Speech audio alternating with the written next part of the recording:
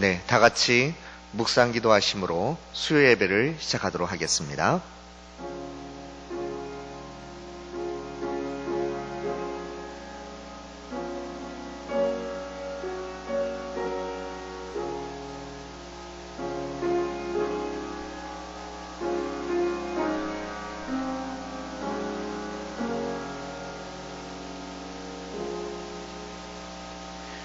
우리의 도움은 천지를 지으신 여호와의 이름에 있도다. 아멘. 살아계신 하나님 아버지, 은혜를 감사합니다. 주일을 보내고 3일 동안 우리와 동행하시고 성령님 우리 안에 계셔서 주와 함께 나아가는 믿음의 삶으로 인도해 주심에 감사합니다. 오늘도 온라인으로 함께 모여 하나님의 이름을 찬송하고 하나님 앞에 나와 예배하는 모든 성도들마다 하늘의 은혜를 더하여 주옵시고, 오늘 이 수요 예배의 능력과 말씀의 능력을 붙들고 살아갈 수 있는 믿음의 성도들 모두가 될 수 있도록 축복해 주옵소서. 감사하며 예수 이름으로 기도드립니다. 아멘. 우리 함께 찬송가 383장 함께 찬송하겠습니다.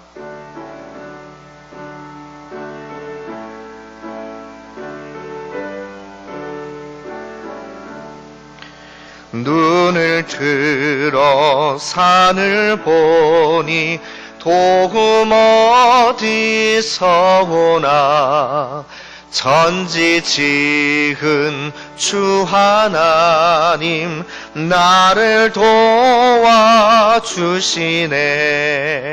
나의 발이 실족하 않게 주가 깨어 지키며 택한 백성 항상 지켜 길이 보호하시네.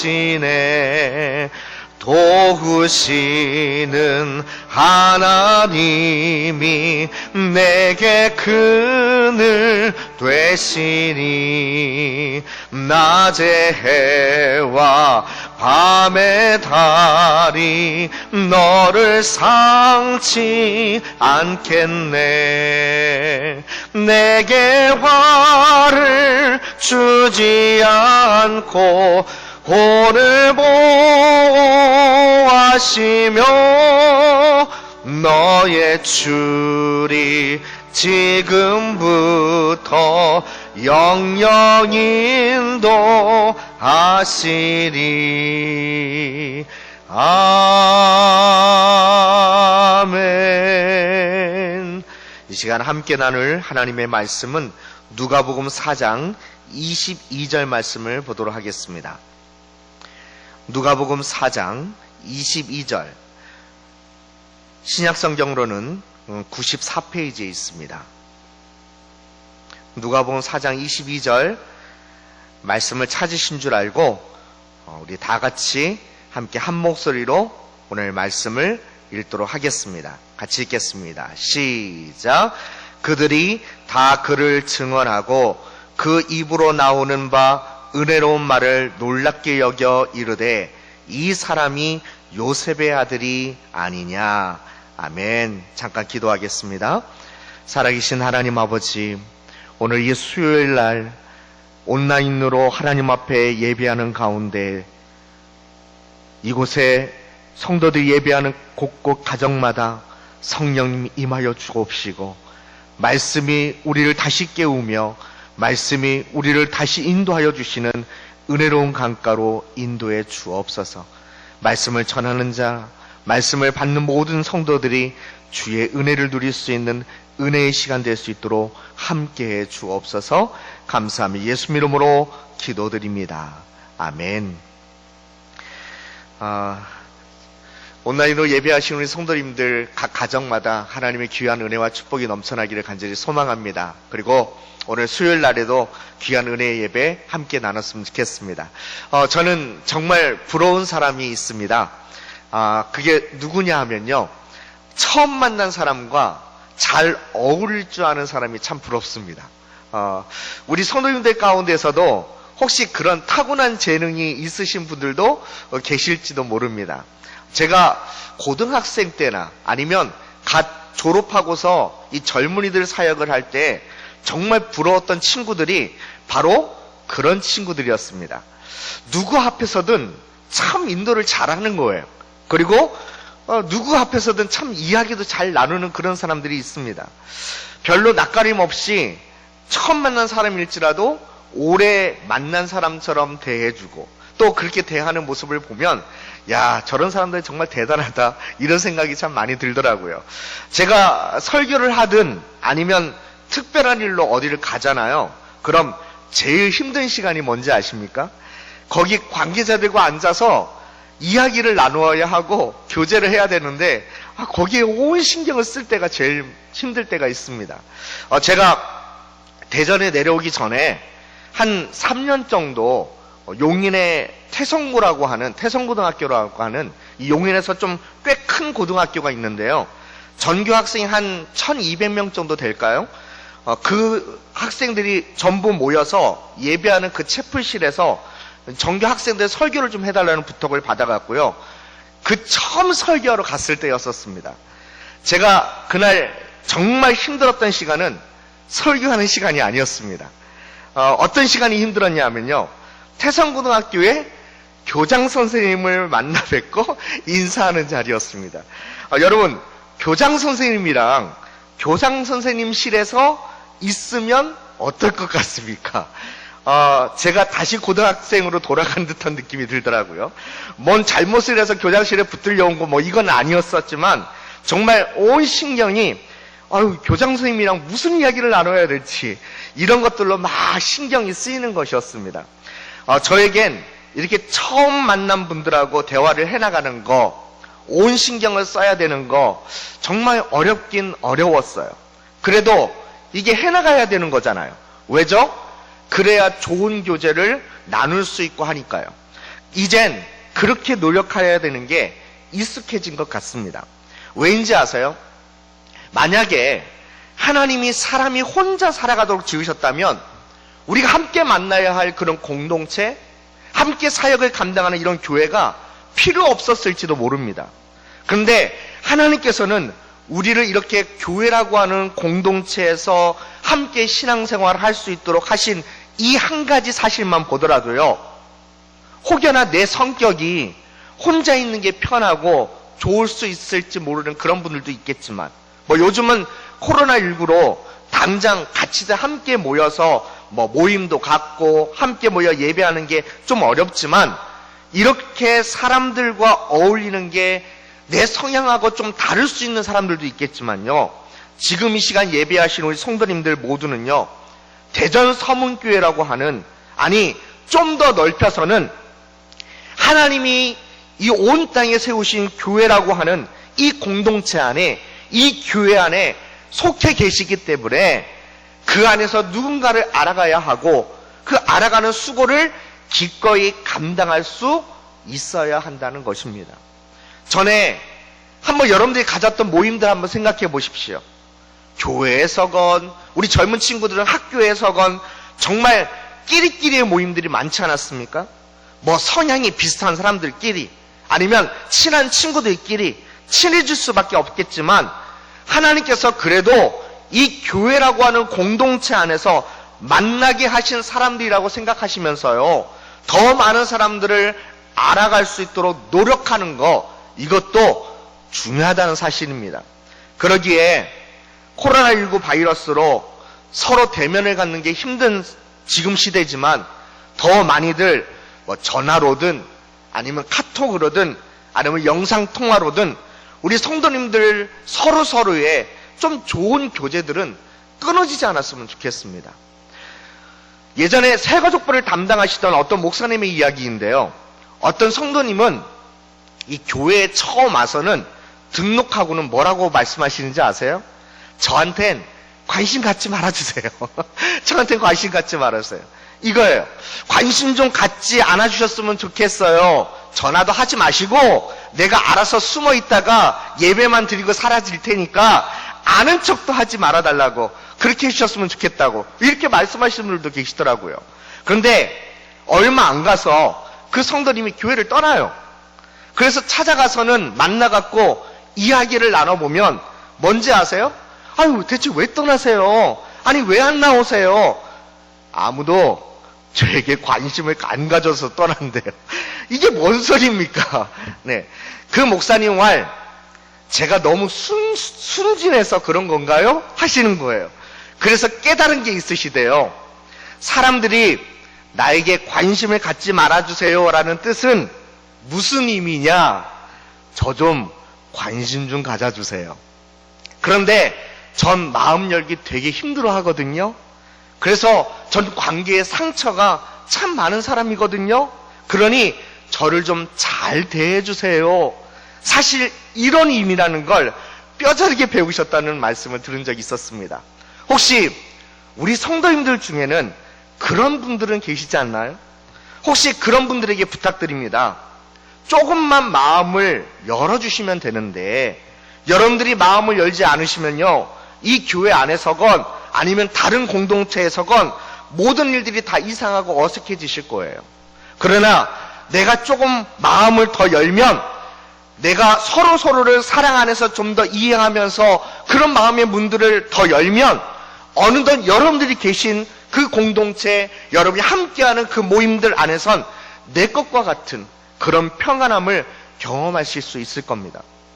제가 왜 오늘 말씀을 이런 이야기로 시작하시는지 아십니까?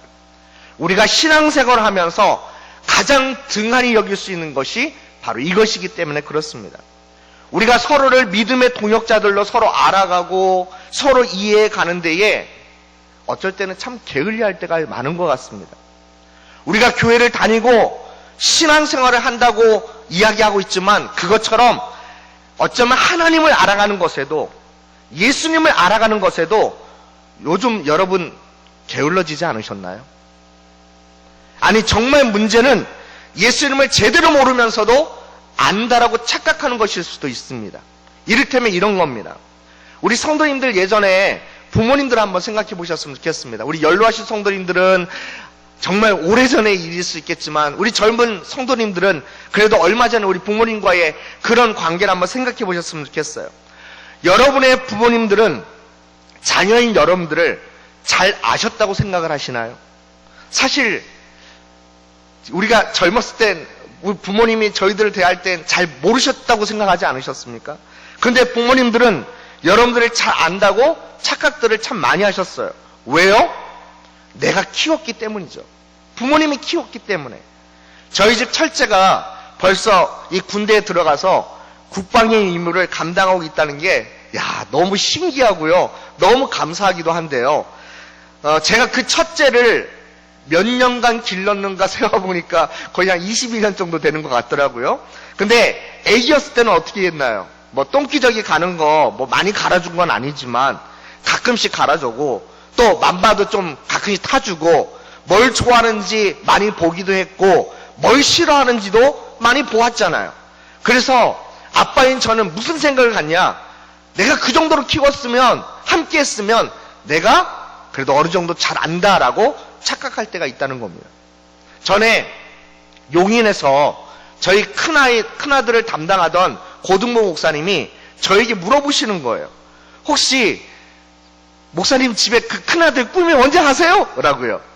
저는 저희 집 큰아들이 중학생 때까지 이 소설가가 되겠다고 소설을 주구장창 읽어대는 걸 계속 봤거든요.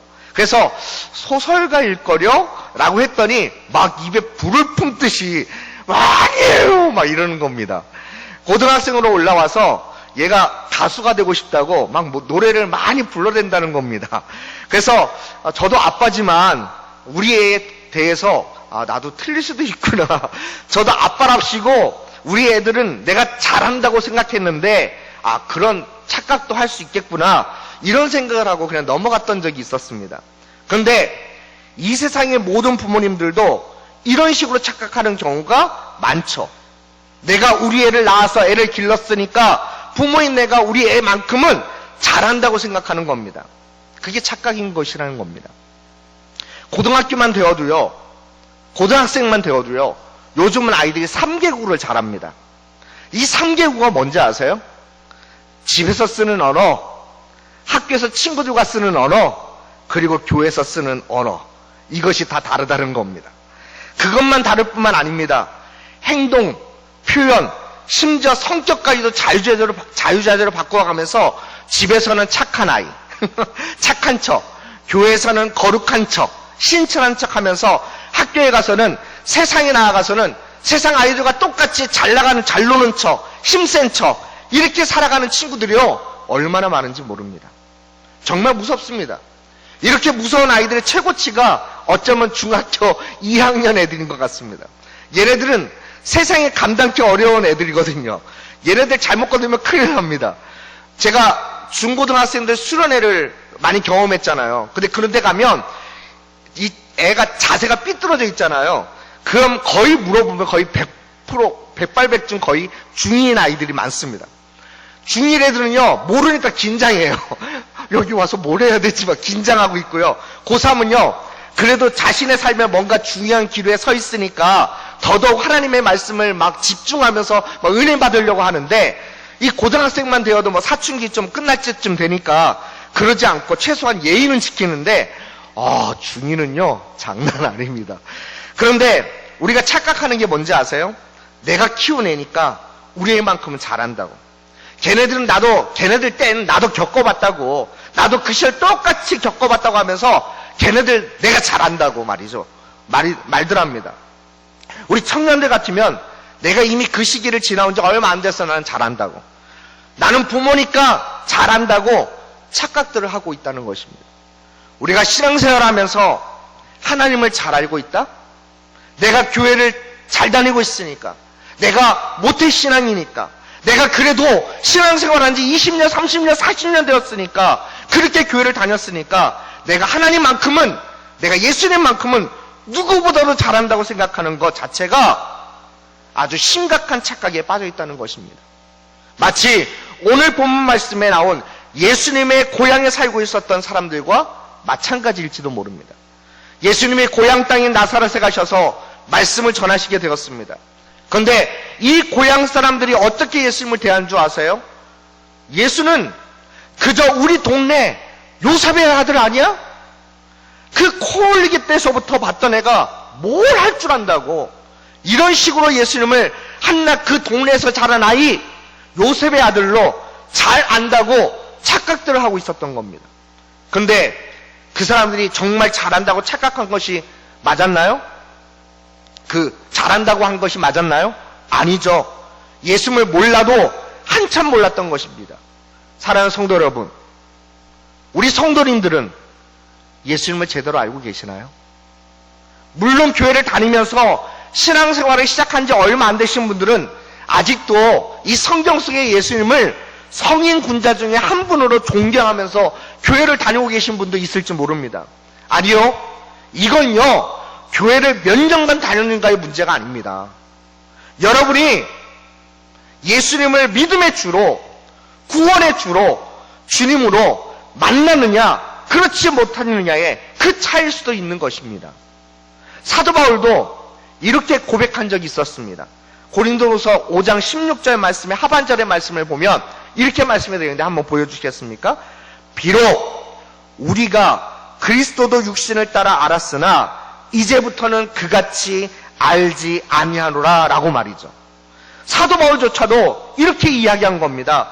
예수님을 육신을 따라 알고 있으면서도 내가 누구보다도 잘 알고 있다고. 아니, 엉뚱하게 알고 있으면서도 내가 제일 잘 알고 있다고 착각했던 겁니다. 여러분, 사도 바울조차도 말이죠. 그러나 사도 바울이 정말 예수 그리스도를 만나서 그 사랑을 알고 믿게 된 이후부터 어떻게 되었는지 아십니까? 결단합니다.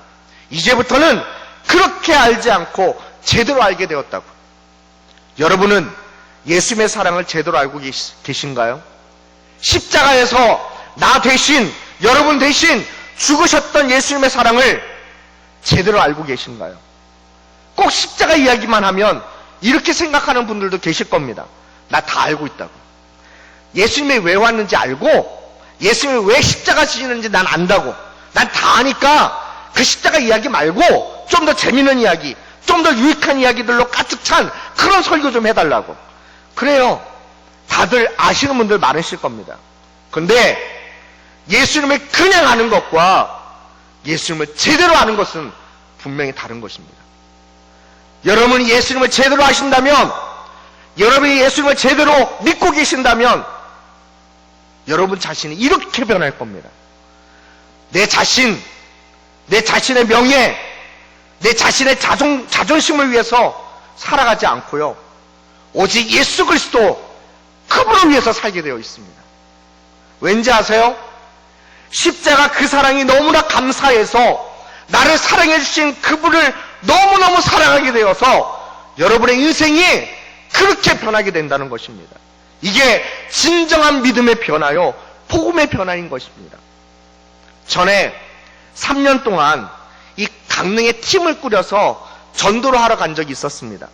저하고 한 90여 명의 청년들, 또 어른 성도님들하고 같이 갔었는데요, 길에서 지나가는 분들에게 이 전도지를 나눠주고 전도에 막 복음 전하는 멘트도 해야 되고 그러는데, 이런 전도를 안 해보신 분들이 꽤 많이 따라오셨던 겁니다.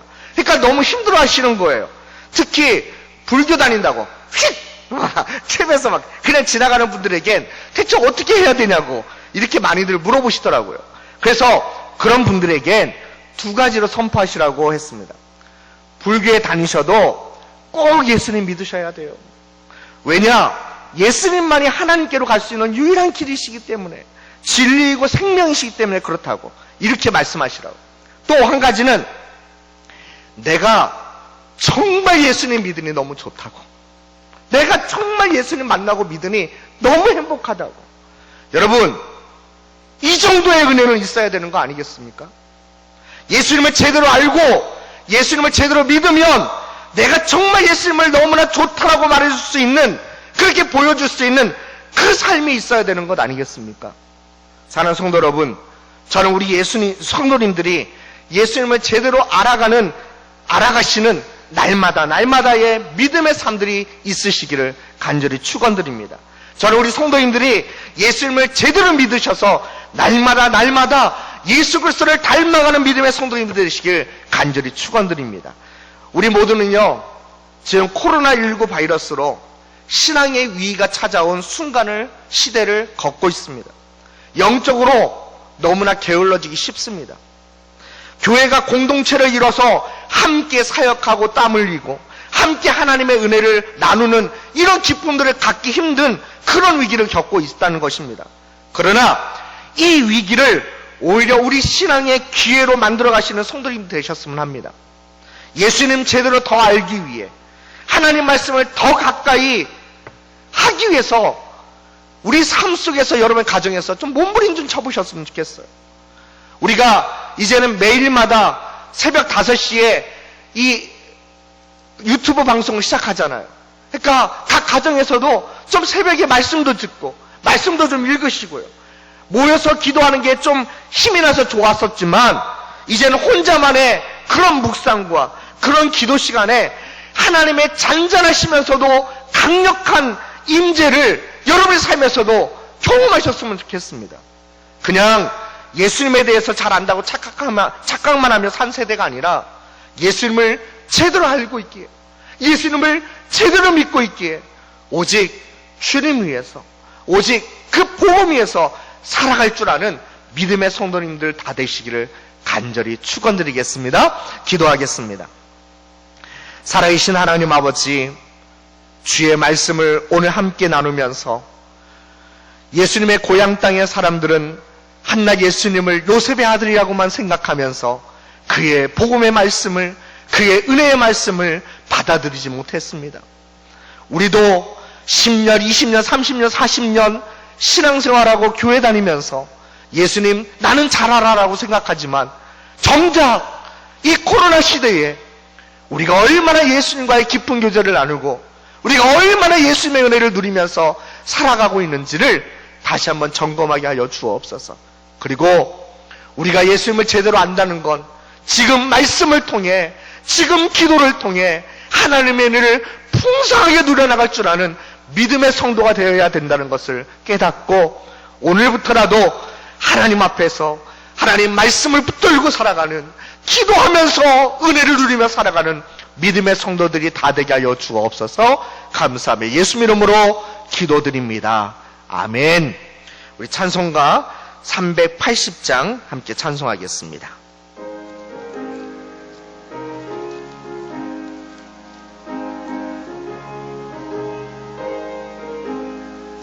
나의 생명 되신 주님 앞에 나아갑니다. 주의 흐린 보혈로 정케하사 받아주소서. 날마다 주를 찬송하겠네. 주의 사랑 줄로서 나를 굳게 잡아 매소서. 괴로운 세상 지낼 때 나를 인도하여 주소서. 주를 믿고 나가면 나의 길을 잃지 않겠네. 날마다 주를 찬송하겠네. 주의 사랑 줄로서 나를 굳게 잡아 매소서. 세상 살아갈 때에 주를 더욱 사랑합니다. 밝고 빛난 천국에 나의 영혼 들어가겠네. 날마다 주를 찬송하겠네. 주의 사랑 줄로서 나를 굳게 잡아 매소서. 아멘. 교회 소식은 여러분들이 가지고 계신 주보를 참조해 주시고요. 특별히 광고의 대상은 우리가 계속해서 매주마다 이제 주일 오후 예배, 또 수요 예배, 또 금요 기도회, 새벽 기도회를 정상적으로 좀 모이지 않고 있고요. 그 다음에 점심시작 성가대 구역 모임, 코로나19 사태가 잠잠할 때까지 잠정적으로 모이지 않는다고 합니다. 그리고 수요 예배나 우리 금요 기도회, 그리고 매일마다의 새벽 기도회는 시간에 맞추어서 온라인으로 드릴 수 있으니까요. 여러분들이 꼭 온라인 주소로 들어오셔서 함께 예배하시고 하나님의 은혜를 사모하셨으면 좋겠습니다. 제가 축도함으로 수예배를 마치겠습니다. 이제는 우리 구주 예수 그리스도의 은혜와 하나님 우리 아버지의 지극하신 사랑하심과 성령님의 교통하심이 오늘 우리 예수 그리스도를 제대로 알고 믿고 주님 앞에 간절한 마음으로 나아가 하나님의 은혜를 누리면서 살아가기를 간절히 소망하는 우리 사랑하는 성도님들 머리 위에, 가정 위에, 그리고 우리 교회 위에 이제부터 영원토록 함께 있을지어다. 아멘.